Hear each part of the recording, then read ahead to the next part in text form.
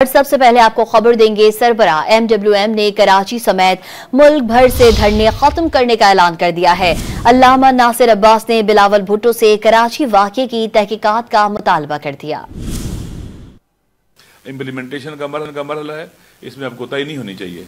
लिहाजा मैं जो कि आपने सुन लिया होगा कि वहाँ जरगे के जो वहाँ पर मौजूद है उन्होंने भी शुक्रिया अदा किया पूरे पाकिस्तान के सब लोगों का, हर एक का, उलमा का, शख्सियात का। आप यकीन कर लें, खुद सोचें कि यूरोप के अंदर इस वक्त सर्दी है, वहाँ लोग धरनों में बैठे हुए थे, एहतजाजात कर रहे थे। पूरे यूरोप में, अमेरिका में, यूनाइटेड नेशन के सामने एहतजाज किए लोगों ने।